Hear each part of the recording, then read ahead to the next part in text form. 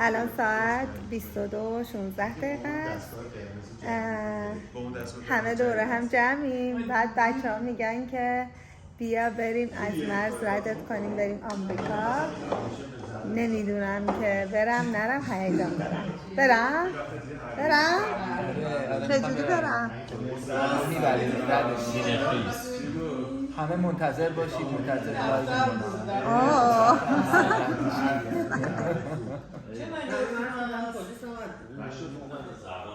داریم میریم آمریکا. چند روز لاسه دار؟ 2 روز دیگه بریم لاسه دار. بچه‌ها ساعت 11:30 شب من قراره برم از مرز رد بشم. حالا ببینیم چی میشه دیگه. خب رفتم دیگه حالا میام از خاطرات آمریکا براتون تعریف میکنم. آمریکا رفتم. شما که آمریکا رفتید چقدر ذوق داشتید؟ میخوام برم آمریکا. ما الان اومدیم تو صف مرز ایستادیم، مرز مکزیک و آمریکا که واسیم دیگه بریم ببینیم من رد میشم یا نه. ببینیم صفه خلاصه حمید آقا و ایمان و مینا همه با من اومدن ببینن آیا من رد میشن یا نه. یه حال عجیبی هم احساس میکنم که میخوام گلاب بروتون بالا بیارم. والا به خدا این پله که میری بالا یعنی دیگه رفت. بعد من کجا باید پیاده شم برم؟ تو نه پیاده شو، زمانی که یارو بگه پیاده شو. ببین مرنا هنرنمایی هم میکنه. الان میگه برام هنرنمایی میکنه. الان میبینی آتیش میپاشه کن. او مای گاد. هولی مولی واو. قشنگ نبود کارش. از این من خفن‌تر زیاد بود. یارو مثل اژدها آتیش میزد. این چی بود؟ ما از ماشین پیاده شدیم داریم پیاده میریم تو صف پیاده که پاسپورت منو چک کن. دیدم چرا هیجان دارم الکی. حالا انگار مثلا اقامت دانشجویی گرفتم، ویزای دانشجویی گرفتم، مثلا باید برسم این زمان. حالا نرسید چی میشه؟ چه گدا داره اینجا. دلم سوخت. دارم میرم آمریکا با این حال دوم. بعد حالا میگن تو آمریکا اوضاع بدتره. اصلا من آمریکا نمیرم، انقدر گدا داره. به چه دردی میخوره. برگردیم بریم سراغ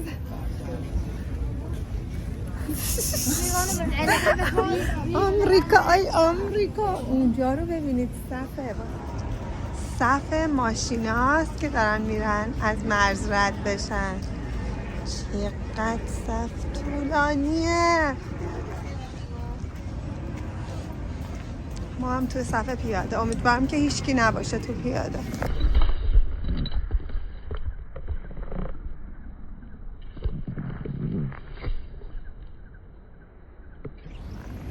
اولیش تموم شد. اولین ورودی اومدیم تو. میگم بابا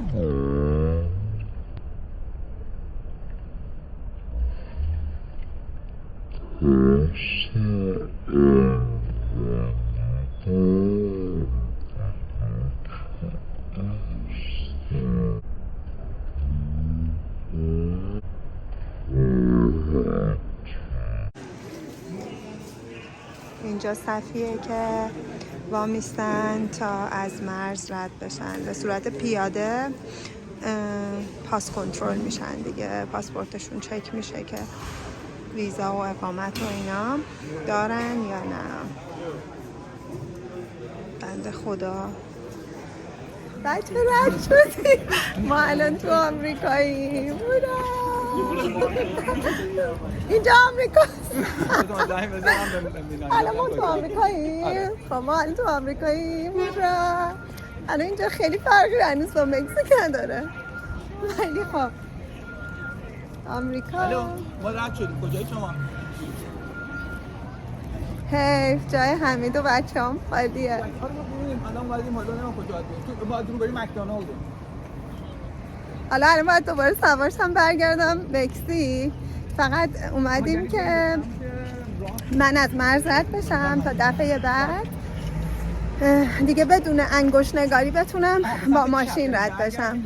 فکر کن موقع شب، ولی موفقیت آمیز بود. آقای کمیسره کلی ازم سوال پرسید، بعد که اسم چیه، فامیلت چیه، حالا پاسپورتم هم گرفته بود، تاریخ تولدت از اون وقت، تاریخ تولدت چیه، کجا به دنیا آمدی، کجا زندگی میکنی، چرا از مکزیک داری میری آمریکا. خلاصه براش گیج کننده بود. من تو ایران به دنیا آمدم، پاسپورتم آلمانی، از مکزیکم دارم وارد آمریکا میشم.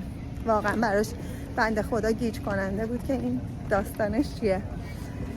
ولی خب الان رسیدیم آمریکا.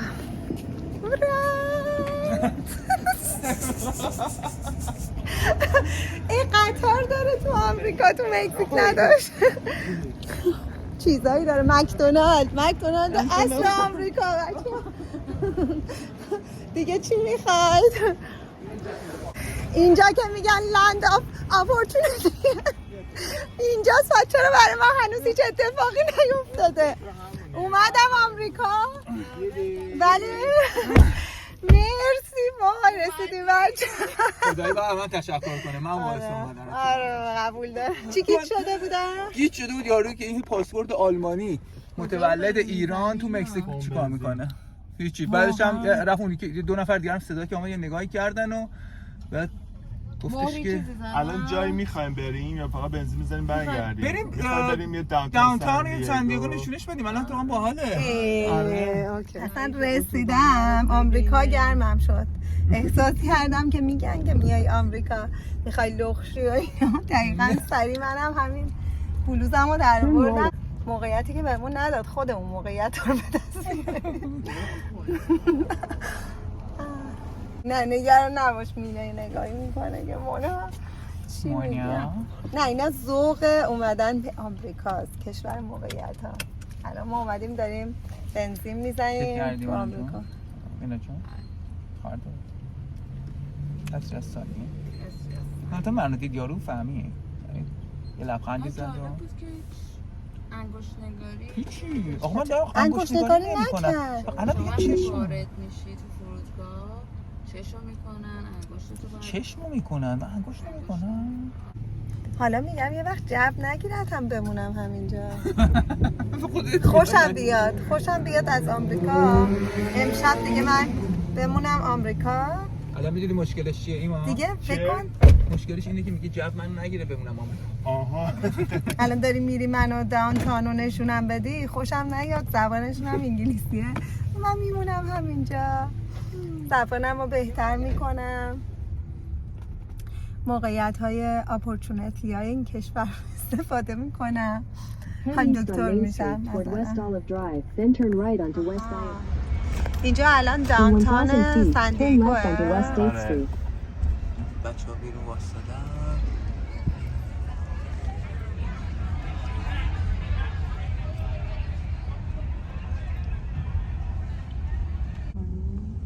یه ذره بریم جلوتر هم که پرچم نه خب نه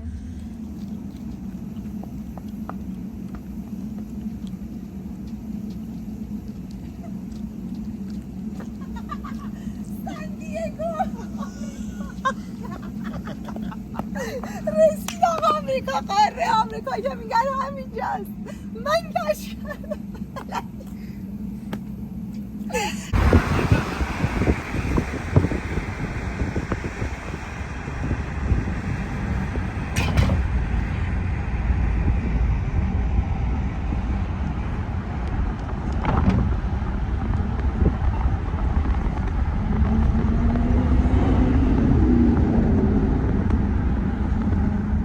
برگشتیم مکزیک، داریم از مرز رد میشیم دیگه بریم خونه بخوابیم.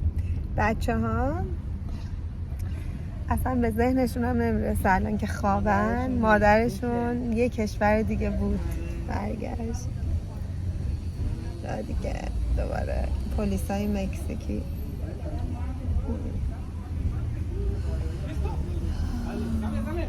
رفتنی چقدر هیجان داشتیم. رد شدیم. مبارک باشه رد شدیم. رفتیم و برگشتیم.